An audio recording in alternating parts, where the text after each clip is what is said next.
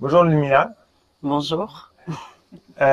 Écoute, c'est un plaisir pour moi de te rencontrer. On a eu une discussion plus tôt dans la semaine par rapport à la problématique du plastique, qui est Mm. une problématique qui est réelle aujourd'hui. Il y a du plastique partout. On est à quelques kilomètres de la source Perrier. On a trouvé du plastique dans des microplastiques et du plastique même dans les eaux qui sont captées aujourd'hui. Oui, On n'a pas trop de solutions parce que c'est un problème on a l'impression qu'il nous submerge.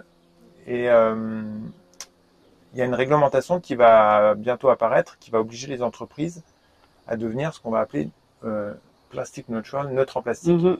C'est-à-dire que pour nous, BioVie, on utilise du plastique dans un certain nombre d'emballages. Oui, Et l'État français ou l'Union européenne, je pense que ça va être l'Union européenne et l'État français va décliner, va nous imposer de devoir acheter la destruction, ou enfin, pas la destruction, excuse-moi, la transformation d'autant de plastique qu'on met sur le marché c'est ça, pour la le recycler. compensation, Voilà. tout à fait. Est-ce que tu peux m'expliquer ce mécanisme de compensation et surtout, quelle est la technologie Qu'on utilise qui chez est nous, la utilisée pour solution faire que nous ça, on ouais. apporte, on propose. Ok. Donc déjà bonjour.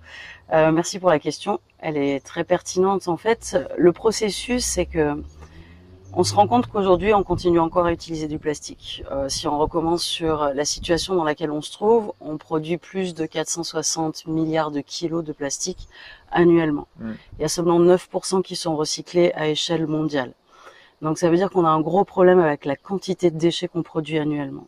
Et aujourd'hui, on a besoin de pouvoir vraiment travailler là-dessus. Et il y a des pays comme par exemple déjà les Philippines qui ont inscrit dans leur constitution, dans leur loi, qu'aujourd'hui une entreprise qui pèse plus d'1,8 million de chiffre d'affaires doit retirer 40% de l'équivalent du plastique qu'elle émet dans l'environnement. D'accord. Elle doit prendre la responsabilité de venir en retirer 40%.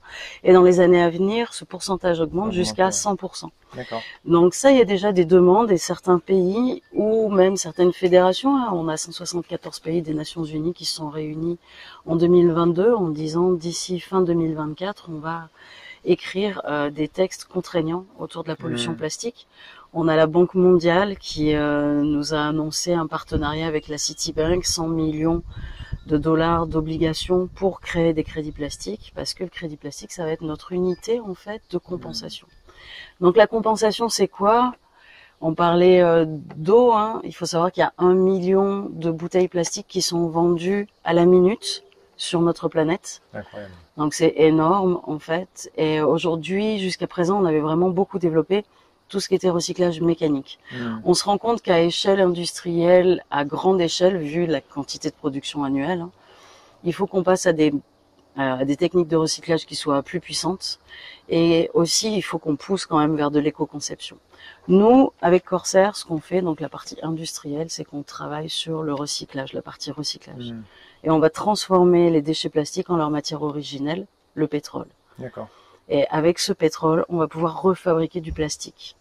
Donc on s'inscrit dans une économie circulaire. Là, j'entends déjà tous ceux qui se disent « Quoi? Refabriquer du plastique? Vive un monde sans plastique !» Moi aussi, je dis « Vive un monde sans plastique », mais la réalité, c'est que c'est pas demain que ça va se faire. Une transition. Il y a besoin de ça, donc en attendant, il faut qu'on s'attaque aux déchets. Et ça, c'est vraiment ce qu'on nous propose. Et résultat, de pouvoir acquérir sa neutralité plastique par ce biais-là. Donc on va émettre un reçu numérique qui va tracer la quantité de plastique qui a été retiré et recyclé de l'environnement. Et ce crédit plastique, en fait, ce reçu numérique, c'est un crédit plastique et une entreprise qui a besoin de recycler ou de retirer ou d'obtenir la neutralité plastique pour 100 kilos de plastique qu'elle a émis dans l'environnement, eh bien, elle devra acheter un nombre défini de crédits plastiques pour compenser cela, les consommer. C'est-à-dire qu'après, ils n'existent plus, ils ont été consommés, ces crédits plastiques, et pouvoir ainsi avoir une certification de neutralité plastique. D'accord. Voilà ce qu'on vous propose. Ok. Et donc, bon, moi, je suis ingénieur, donc j'aime bien la technique, tu sais. Ouais.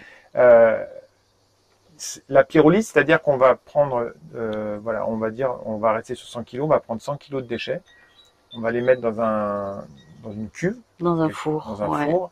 Et ça va monter en température et on va revenir un petit peu sur de la matière originale. Exact. Qui après va pouvoir être vendue à la place d'aller faire des forages et de capter des matières minérales vierge. Exactement. C'est ça l'histoire. Tout à fait. La qualité d'huile obtenue par la pyrolyse, la façon dont Corsair le fait, cette qualité d'huile, elle est équivalente à une huile raffinée issue de l'énergie fossile, issue du pétrole brut. Donc, en effet, on peut tout de suite refabriquer du plastique avec et donc vraiment commencer à s'attaquer à la source de pollution. Parce qu'on arrête d'aller chercher du pétrole brut, de la matière première vierge, carrément. Donc ça, c'est très pertinent. D'accord. Et donc, les pays où ces unités sont installées, pour l'instant, il n'y a que, de mémoire, il n'y en a que 2, il n'y en a que en Thaïlande. Ouais, et en Finlande. Et en Finlande, en Europe, ouais, exactement. Donc en Finlande, là, on a déjà une machine et on a d'autres machines qui sont en train d'arriver. On a obtenu toutes les autorisations d'exploitation. On peut passer à l'échelle industrielle, ça y est, c'est bon. Et enfin, en Thaïlande, ça fait déjà 4 ans que l'entreprise est opérationnelle. Donc c'est là où on a le plus d'expérience. Technologie qui est maîtrisée déjà. Ce qui est totalement maîtrisé, on prend une technologie qui a déjà de l'ancienneté dans son utilisation et nous on optimise cette utilisation-là en fait. Ce qui nous permet d'avoir la qualité de produit fini qu'on obtient. D'accord, super. Écoute, nous on est intéressés parce que on est sensible de par nos valeurs à ça. On fait en sorte de réduire au maximum l'usage des matières plastiques, mais il y a certains endroits sur lesquels c'est compliqué. Quand on peut fabriquer des appareils et avoir recours à des bioplastiques végétaux, on le fait.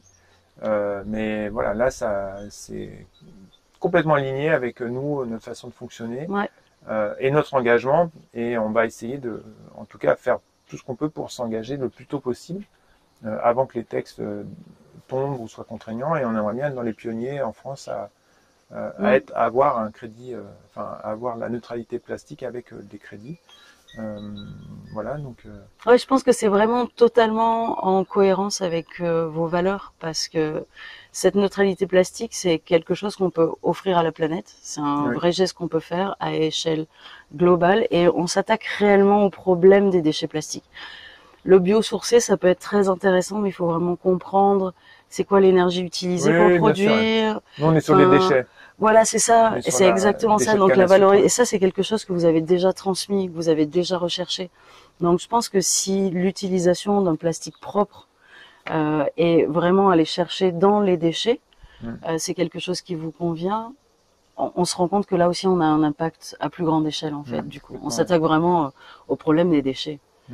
Oui, tout à fait. Et c'est nos enfants qui, nous on est nés avec ça, et tu m'as montré des courbes qui montent presque comme des fusées. Exponentielles. C'est incroyable, et ça fait peur, quoi. Ouais, ça fait peur. C'est-à-dire que là, on produit, je vous disais, 460 milliards de kilos annuellement, et on s'attend à ce que ça triple d'ici 2050. Oui, donc c'est énorme.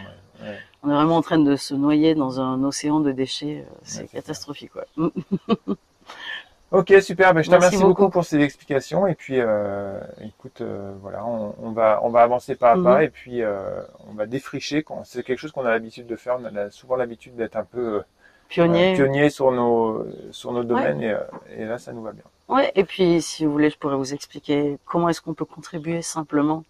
À quel point c'est simple en fait d'avoir un impact à échelle globale, depuis chez soi, sur un projet qui est pertinent, et en même temps de se positionner sur un marché qui est vraiment le marché du plastique, pour qu'il puisse aller dans une direction qui soit viable, un futur pérenne. Donc, c'est une belle opportunité à découvrir comment ensemble on peut faire la différence. Super. Merci beaucoup, Lumière. Avec plaisir. Merci. Merci.